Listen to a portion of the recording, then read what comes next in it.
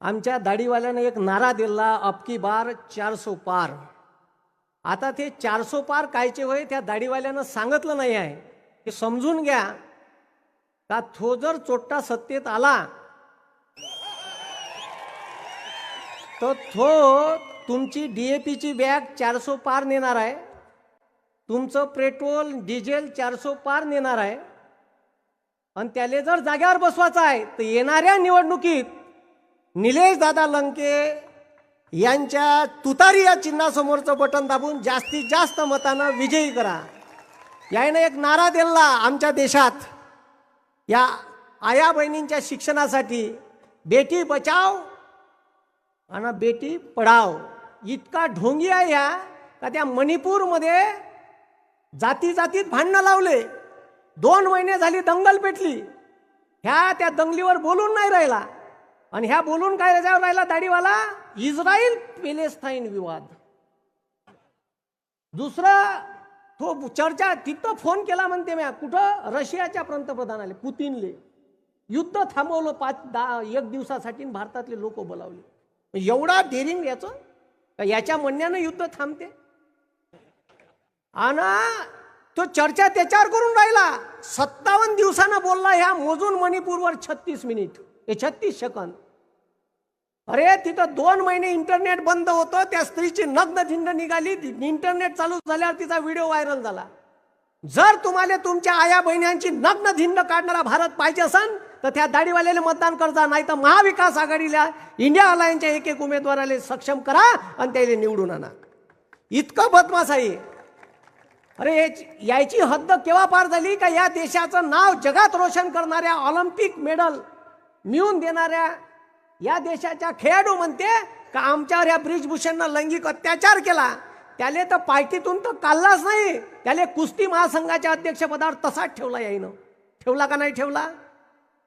आणि म्हणजे हे देशावर त्यानं आंदोलन केलं 26 जानेवारीला, त्याले पोलीसवाल्यानं वरून आदेश आले, मारलं त्यास, म्हणजे गोल्ड मेडल मिळवून देणाऱ्या लोकायले। त्यानं जेव्हा अर्जुन पुरस्कार वापस केला तेव्हा सरकारले जाग आली आणि त्याला पदावरून काढलं। आणि बरं निवडून कोणाला दिलं? त्याच्या सोबत्याला दिलं, कुस्ती महासंघाच्या अध्यक्षपदी। इतके बदमाश आहे। आणि आता त्याच्या पोराले खासदारकीची सीट दिली। अरे शेतकऱ्याची तूर 12,000 गेली तर यानं इजी तोरून अकातल्यासारखी तुरीची दाय बोलावली, त्याला माप नाही, दंड नाही। शेतकऱ्याचा विचार करते का हे पहा तुम्ही। आणि ते तुरीची दाय खपली नाही, तुरीचे भाव 4,000वर आले तर ते कंट्रोलले भोगदाड पडलेली घुबड्यानं टोचलेली दाय साल्यानं कंट्रोलले इकली 32 रुपये किलोनं। इकली का नाही इकली? इकली का नाही इकली? 2021 कास्तकाराचं सोयाबीन गेलं होतं 11-12 हजाराले। डिसेंबर महिन्यापासून सोयाबीन वाढून राहिलं होतं। ऐन ऑगस्ट महिन्यात त्या अमेरिकेतून 12 लाख टन सोयाबीनची डीओसी ढेप बोलावली आणि त्या सोयाबीनचे भाव पाडले। ऐन तोंडात घास जाणारा शेतकऱ्याचा हिसकावून घेतला यानं। हे शेतकऱ्याचं कैवारी आहे? अरे लुटून खाल्ला यानं देश। 538 रुपये डीएपीची बॅग होती, 1350 केली। पेट्रोल डिझेलचे भाव आकाशाला भिडून गेले, खर्च वाढून गेला, फवाऱ्याच्या औषधावर जीएसटी लावली। मग तुम्ही विचार करा, हे सरकार शेतकऱ्याच्या हिताचं आहे का?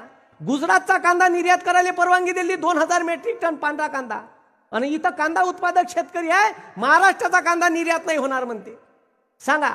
आणि निर्यात आता परवानगी दिली तर त्याच्यावर एवढे निर्बंध लागले का कांदा निर्यातच नाही झाला पाहिजे ना, शेतकरी उभ्यानं मेला पाहिजे।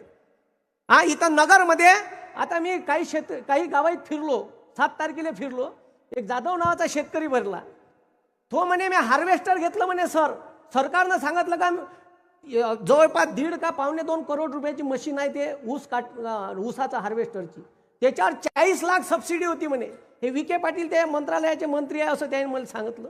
तर म्हणे आम्ही ते सबसिडी मिळवण्यासाठी मंत्रालयाच्या एरझऱ्या मारल्या पण सबसिडी नाही दिली म्हणे। काही शेतकरी आहे ना तर 4-5 लाख रुपये त्याला फिरवती दिली म्हणे, म्हणजे घुस चारली तरी त्याची सबसिडी कॅन्सल केली। आणि तू ज्या कोणा लोकांना लिस्ट पाहिजे असन तर मायापाशी 90 शेतकऱ्याची लिस्ट आहे का ज्याला सबसिडी नाकारली या सरकारनं। इतकं बदमाश आहे, म्हणून हे लक्षात ठेवा। आणि मग आता हे सभा घ्यायला येऊन राहिले, त्याला वाटते का आता चित्र पालटते आणि आता का करायचं, याचा पक्ष बोल। मान्य बाळासाहेब ठाकरेचा पक्ष बोलला, सुरत मार्ग गुवाहाटी 50 खोके माजले बोके। मग त्याच्यानंतर पवार साहेबाचा पक्ष बोलला. हा, आता तुम्हाला सांगतो, 10,34,000 करोड रुपयाची कर्जमाफी केली साल्यानं उद्योगपतीची. त्या मुक्या अन्या हे एक अडाणी आहे, त्याची कर्जमाफी केली 10,34,000 करोड. पण शेतकऱ्याची 1.5 करोड कर्जमाफी, 1.5 लाख करोडची कर्जमाफी आहे जी ते करायला पैसे नाही म्हणते साले. पण भारताचे कृषी मंत्री होते पवार साहेब, तेव्हा भारताचे पंतप्रधान होते 2009 मनमोहन सिंग. त्यांना 72,000 करोड रुपयाची कर्जमाफी केली. या तुमच्या इकडे आता मी फिरून राहिलो, कोणाच्या शेतात द्राक्षाचे द्राक्ष आहे, कोणाच्या शेतात फळबागा आहे. मग त्या डाळिंबाच्या असो, पेरूच्या असो, ठीक आहे, त्याच्यानंतर केशर आंब्याच्या दिसल्या. हे फळबाग लागवड योजना कोण्या माणसानं सुरू केली आणि ज्याच्यावर सबसिडी दिली का शेतकरी लावा, तुम्हाला पर एकर सबसिडी, ड्रीप इरिगेशनले, सिंचनाले ते स्कीम चालू करणारे माणूस या महाराष्ट्रात शेतकऱ्याचा विचार करणारा एकमेव नेता आहे आदरणीय पवार साहेब. ते आमच्या काळात आमच्या डोळ्यानं पाहिलं म्हणून सांगून राहिलो. हे का सांगते, त्या दिवशी भाषणात बोललं मंगळसूत्र.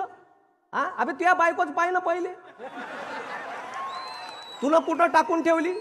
अरे सिलेंडर 430चं सिलेंडर महाग वाटे, त्याला 1130 नेलं.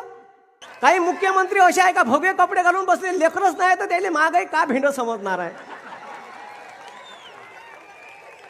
अरे बरोबर आहे का नाही, आम्हाला विचारा, आमचे लेकर आहे, प्रपंच आहे, महागाईचे चटके आम्हाला समजते. तुम्ही बायका टाकल्या तुम्हाला का भिंड समजणार आहे, महागाई महागाई. उत्तरचं कॅलेंडर दक्षिणेत आणलं.